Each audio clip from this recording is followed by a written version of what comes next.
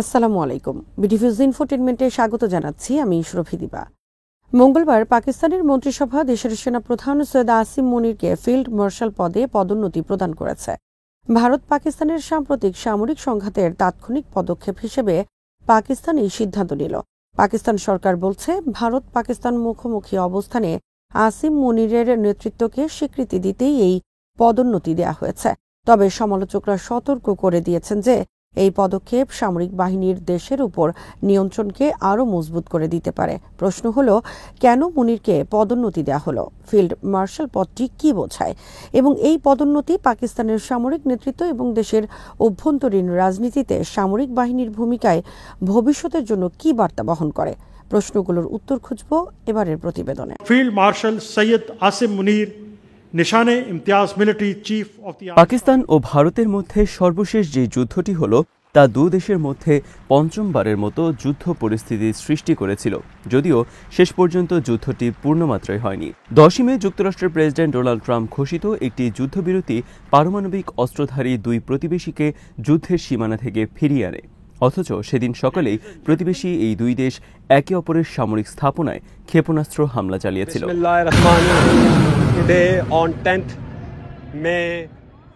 নয়াদিল্লি ও ইসলামাবাদ উভয়ই এই সংঘাতে নিজেদের বিজয়ী বলে দাবি করেছে। আর সর্বশেষ পদক্ষেপ হিসেবে পাকিস্তান সরকার দেশটির সেনাপ্রধান আসিম মুনিরকে ফিল্ড মার্শাল হিসেবে পদোন্নতি দিয়েছে।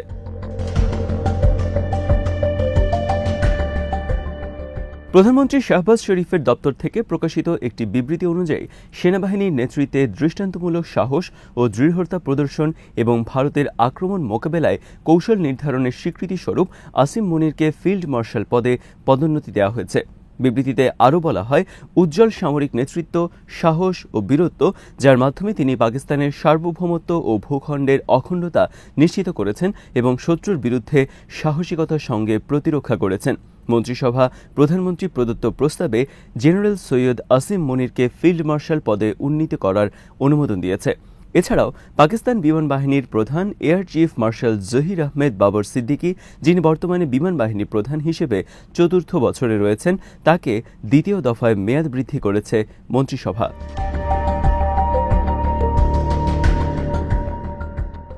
পাকিস্তানের স্বরাষ্ট্র প্রতিমন্ত্রী তালাল চৌধুরী আল জাজিরাকে বলেন, মুনিরের নেতৃত্বগুণই এই পদোন্নতির নেপথ্যের মূল কারণ। তিনি বলেন, পাকিস্তান সেনাবাহিনী দুই ফ্রন্টে একসঙ্গে সক্রিয় ছিল। একদিকে পশ্চিম সীমান্তে সন্ত্রাসবাদের বিরুদ্ধে লড়াই, আবার একই সময়ে পূর্ব সীমান্তেও আমাদের প্রতিপক্ষকে মোকাবেলা করতে হয়েছে, যেখানে বিশ্বের অন্যতম বৃহৎ সেনাবাহিনী রয়েছে। এমন চ্যালেঞ্জের মধ্যেও মুনিরের নেতৃত্বে আমরা সুস্পষ্টভাবে বিজয় অর্জন করেছে। পাকিস্তান সেনাবাহিনীর মিডিয়া শাখা ISPR তাদের এক বিবৃতিতে জানায়, আসিম মুনির এই সম্মানে নিজেকে আরও বিনয়ী মনে করছেন এবং তিনি এই সম্মানটি উৎসর্গ করেছেন সমগ্র জাতি, পাকিস্তান সশস্ত্র বাহিনী, বিশেষ করে বেসামরিক ও সামরিক শহীদ এবং প্রবীণদের প্রতি। মুনির আরও জানিয়েছেন, এটি কোনো ব্যক্তিগত সম্মান নয়, বরং এটি পাকিস্তান সশস্ত্র বাহিনী এবং গোটা জাতির সম্মান। উল্লেখ্য, ফিল্ড মার্শাল হল সেনাবাহিনীর সর্বোচ্চ পদ। পাকিস্তান ও ভারতের মতো যেসব দেশে ব্রিটিশ সেনাবাহিনীর ঐতিহ্য অনুসরণ করা হয়, সেখানে এই পদ অত্যন্ত মর্যাদাপূর্ণ বলে বিবেচিত।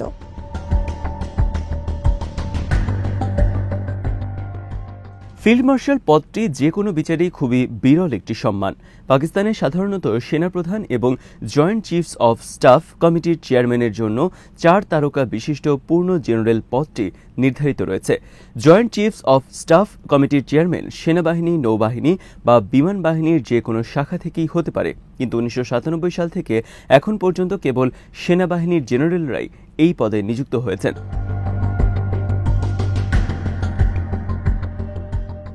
পাকিস্তান 1947 সালে স্বাধীনতা লাভের পর থেকে এখন পর্যন্ত মোট 17 জন সেনাপ্রধান পেয়েছেন। তাদের মধ্যে আসিম মুনির এই পদে আসীন দ্বিতীয় ব্যক্তি। আর এই পদটি প্রথম লাভ করেছিলেন আইয়ুব খান।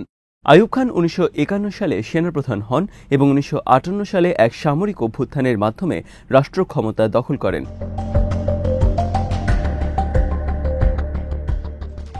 পরের বছর তিনি নিজেকে ফিল্ড মার্শাল পদে উন্নীত করেন এবং জেনারেল মোসা খানকে নতুন সেনাপ্রধান হিসেবে নিযুক্ত করেন। ফিল্ড মার্শাল পদটির বৈশিষ্ট্য হল, এই পদে আসীন ব্যক্তিদের নিজস্ব ব্যাজ থাকে এবং তাদের একটি বিশেষ ছড়ি থাকে যারা তারা সঙ্গে রাখেন। ফিল্ড মার্শালকে সালামের জবাব দিতে হয় না, বরং তিনি কেবল ছড়ি নেড়ে সালামের প্রতিক্রিয়া জানান। আর একবার কাউকে ফিল্ড মার্শাল প্রদান করা হলে তা আজীবনের জন্য বহাল থাকে।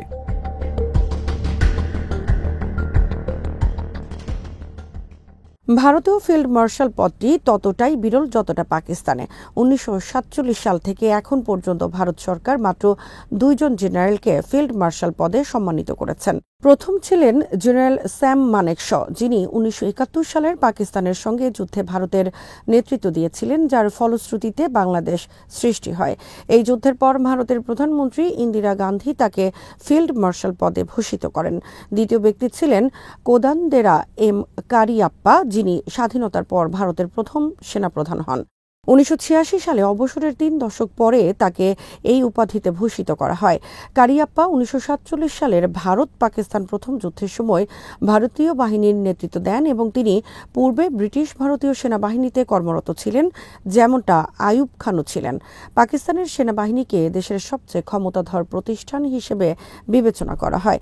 এর প্রভাব সমাজের প্রায় প্রতিটি ক্ষেত্রে গভীরভাবে বিস্তৃত। 1947 সালে স্বাধীনতা লাভের পর থেকে এই সেনাবাহিনী সরাসরি 3 দশকেরও বেশি সময় ধরে দেশ শাসন করেছে।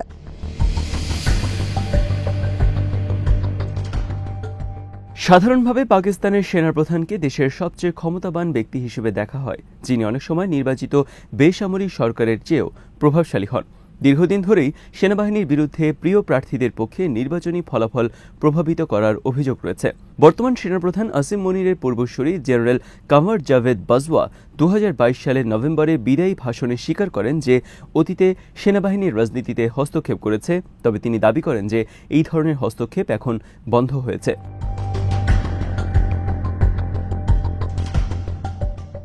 তবে সাবেক প্রধানমন্ত্রী ইমরান খানের দল পাকিস্তান তেহরিক ই ইনসাফ বা পিটিআই এর নেতারা আসিম মনিরের নেতৃত্বাধীন সেনাবাহিনীর বিরুদ্ধে দমন পীড়নের অভিযোগ এনেছেন।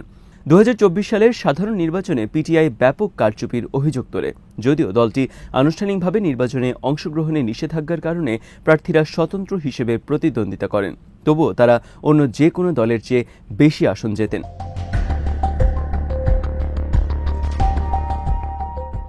ফলাফল বিভক্ত হয়ে ওঠায় প্রধানমন্ত্রী শাহবাজ শরীফের পাকিস্তান মুসলিম লীগ দেশটির অপর বৃহত্তম দল পাকিস্তান পিপলস পার্টির সঙ্গে জোট গঠন করে সরকার গঠন করে। সরকার ভোট কারচুপির অভিযোগ অস্বীকার করেছে এবং আসিম মনিরের অধীনে সেনাবাহিনীও বেসামরিক রাজনীতিতে হস্তক্ষেপের অভিযোগ দৃঢ়ভাবে প্রত্যাখ্যান করেছে।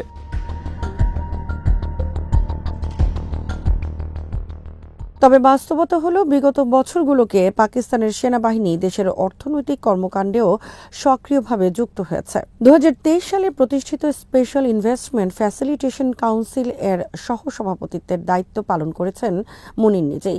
এই উচ্চ পর্যায়ের প্রতিষ্ঠানটির উদ্দেশ্য হল বিনিয়োগকারীদের জন্য প্রশাসনিক জটিলতা কমিয়ে আনা। মুনিরের নেতৃত্বে থাকা অবস্থায় পাকিস্তানের অর্থনীতি, যা 2022 সালে চরম সংকটে ছিল, এখন ঘুরে দাঁড়ানোর ইঙ্গিত দিচ্ছে।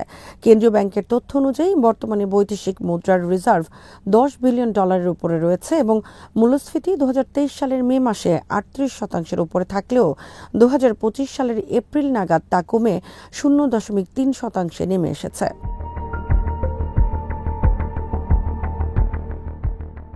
যদিও ইমরান খান ও তাদের সমর্থকদের সমালোচনার কারণে গত কিছু বছরে সেনাবাহিনীর জনপ্রিয়তা কিছুটা ক্ষতিগ্রস্ত হয়েছিল, ভারত পাকিস্তান সাম্প্রতিক সংঘাত সেনাবাহিনীর ভাবমূর্তি পুনরায় শক্তিশালী করেছে। জনমত জরিপে দেখা যাচ্ছে সাম্প্রতিক সময়ে সেনাবাহিনীর জনপ্রিয়তা ব্যাপকভাবে বৃদ্ধি পেয়েছে। বিশেষজ্ঞদের মতে ফিল্ড মার্শাল পদটি মূলত একটি আনুষ্ঠানিক বা প্রোটোকল ভিত্তিক পদ এবং এটি সরাসরি আসিম মনিরের নেতৃত্বের ক্ষমতার উপর কোনো প্রভাব ফেলে না।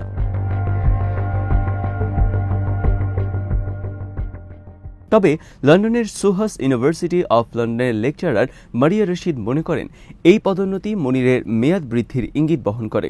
তিনি বলেন, এই পদোন্নতি প্রায় নিশ্চিতভাবেই বোঝায় যে আসিম মনিরের মেয়াদ বাড়ানো হবে।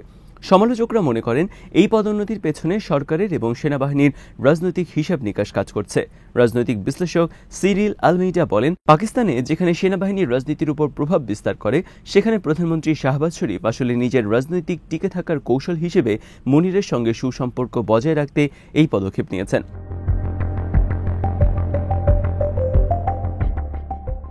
প্রসঙ্গত, শাহবাজ শরীফ প্রথমবার প্রধানমন্ত্রী হন 2022 সালের এপ্রিলে, যখন সাবেক প্রধানমন্ত্রী ইমরান খান অনাস্থা ভোটে পদচ্যুত হন।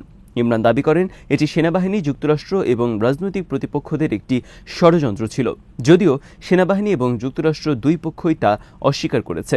তবে পাকিস্তানের অনেক বিশ্লেষকই মনে করছেন মনিরের এই পদোন্নতি সেনাবাহিনীর কর্তৃত্বকে আরও শক্তিশালী করে তুলতে পারে।